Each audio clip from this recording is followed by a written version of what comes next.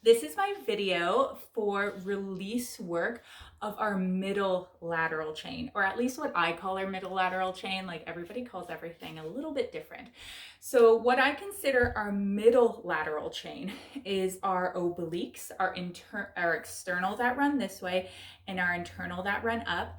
Those obliques, okay, as a little bit of transverse abdominis, definitely going to get that in there, a little bit of the lat fascia that run down the side, and even a little bit of quadratus lumborum. To be honest, the anatomy is just like hashtag geeking out life. You don't need to know the anatomy in order to get a good release, really. I'm also going to include in this video the lateral group of the glutes, which can really hold a lot of tension for some people. So why this is important for a variety of reasons, but for pelvic health, these muscles really interweave right down into our endopelvic fascia, as well as some of our bladder fascia. So releasing them can really be quite lovely for any type of pelvic pain or urgency, things like that. Okay, so just a disclaimer, mine are very, very tight. So if I'm making faces, that's why. I prefer the short foam rollers for these, but use whatever you want. And if this is too intense, you can even use a couple rolled up towels, or a rolled up yoga mat can be really, really great.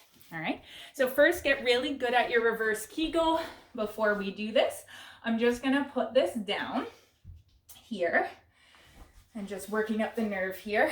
So I'm finding the bottom of my rib cage is where the obliques insert. If you palpate the side of your body, you're finding where the squishy stops, okay? And even if you're palpating, if you're like, whoa, this is really, really tight, you might wanna try the yoga mat first.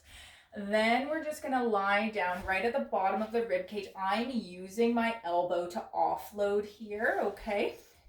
I put my front leg in front just to see how they're doing, and it helps me push off this leg. Oh dear Lord. So they're very, very tight.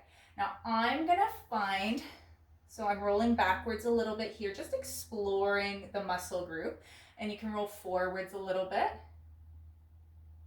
In terms of viscera, your spleen is underneath the front here. Okay, so I'm just finding where the muscle tension lies. The whole thing is grumpy for me, but you might find a place that's like more grumpy than other places. We want to keep pain below a 4 out of 10. My athletes, I'm talking to you, if you're going above a 4 out of 10, the body's going to pick up this as a threat, and it's just going to make your muscles tighter over time. So we want this to be gentle. So I found a really good spot here. So what I'm going to do is start to do a little bit of oscillation on her. And now I'm sinking into my body, and I'm breathing down to that pain. Noticing right now that I'm holding a lot of neck tension, so I'm just gonna move my neck around a little bit, try to release some tension. And right now I can feel that pain is going lower, lower, lower. You can take the other hand and kind of pull the tissue up towards the sky, can really be helpful. Yeah, so that's getting a really nice release in there. Okay, so the pain's completely gone for me there. I'm gonna move down a little bit lower, probably on external oblique here. And I found a good spot. So you see, I just put my knees together. It just felt a little better. Getting a little bit of neck tension here. So just getting her to back off. Like, she has good intentions, but I'm just gonna support my head a little bit here because we want the body to be as relaxed as possible as we're doing this work. And now I'm just oscillating. Before I was oscillating up and down, I'm feeling oscillation front and back, and I'm moving my body forward is going to be more helpful. And nice big breaths down to the muscle. So for some of you, the traditional foam rolling and up and down might feel awesome, but for some of us, that oscillation and that playing with the tissue works better. There isn't any rules, but I really give you permission to play around. In terms of how long we want to stay on the muscle, you'll see I got a release really, really quick, probably within 30 seconds of breath work. what I would say is once that pain starts to back off, you know you're starting to get that muscle to relax, okay? And if you're really struggling with having that pain back off, that's when we can talk about different techniques of how to get into the nervous system, okay? So that's lateral obliques. Now, in terms of getting into glute med, some people prefer the balls, okay? I'm just gonna show with the foam roller today. So I'm actually on like this part of my glutes, and she is crusty today too. I haven't done this in a while, so maybe I should take more time to do this. I'm just playing around with my legs here to get into a position that, like, to be honest with you, it kind of feels awkward sauce for most of us. So if you feel super awkward, just embrace it. Embrace it. And then I'm doing the same thing. I'm doing more of a roll for this muscle because it feels good today. And I think my right side tends to be tighter, if I remember from my massage therapist. She's actually doing okay today. I thought she was crusty, but no, she's doing okay. So again, once you find a really tender spot, you're gonna breathe in. A little bit of oscillation and exhale, let go. Breathe in and let go. Now, after we release the middle lateral chain, it's always a good idea to do a little bit of mobility work after. So I'm going to show you some of my favorites, and you can come up with your own favorites. I love lying on the ground, so I'm going to show you the ones lying on the ground. So if you lie on the ground, my yogis will say, like, this is amazing for a variety of reasons. I'm going to cross my leg over one leg. Okay, so we're already getting into that lateral chain here. You can keep the knees together if this is too intense. And then I'm going to breathe in and rotate to the side. Breathing right down. It's interesting. I can feel my glute med more in this stretch than with foam rolling. Then what I really love to do is a nice big reach up. And then we're going to breathe into that lateral chain for 5 breaths. Breathe in. And then let go of tension.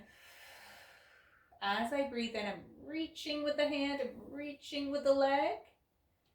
And exhale, I'm just relaxing. So 3 more, breathe in. And let go. Breathe in.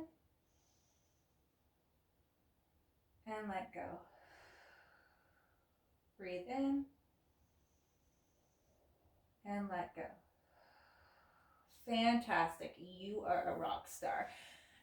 The other one I really like, I don't know, I think it reminds me of dancing. That's why I like it. I love being on my knees here, and then breathing into this side. So breathing up and over and back. Now, what I'm thinking about while I do this, I've been doing this for a while, so it's more intuitive, is as I'm reaching up, I'm actually extending through my spine and I'm reaching up and over. I'm not hinging into the lower back. For my flexible people, like, it's not going to feel great. So you're breathing up and almost like you're drawing a half circle and over. And then to make this even more glorious, what I'm imagining with the hand, and I like the muscle activation that goes along with this, is that you're picking up water. Imagine you're in a pool, you're picking up water and you're swooshing the water overhead. So lots of things to think about here.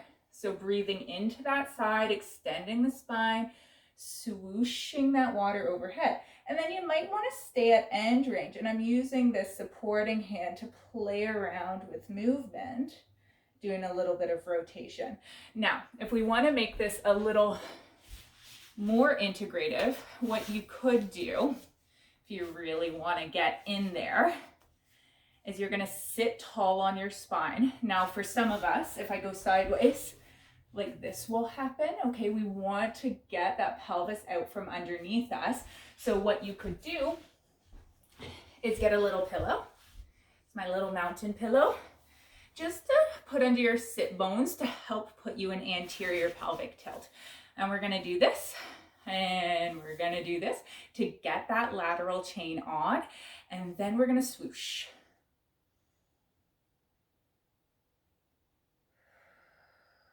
And really keep that pelvis forward if you can. Breathing in. And we're gonna swoosh back. Now what I also feel intuitively to do is a rotation. So that swoosh.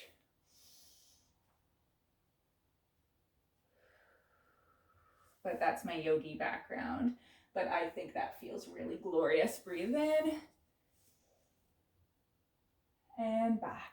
And you can definitely hold these positions, and I give you permission to play around, right? From all of the cadaver dissections I've done, that was a humble brag, but yes, from all of the cadaver dissections I've done, there's so much anatomical variability, and you are a unique, wonderful person. So when you're moving in these positions, if you're connecting with that body, breathing into that body, honoring that body, you're gonna find some poses that just feel awesome. And that's the right direction you should be going. So I hope you found this helpful. And in terms of how many of those swooshes to do, I usually say like 5 to 10 breaths, and definitely want to do both sides. You can spend like a good half an hour just working on middle lateral chain. So just do what feels good, right?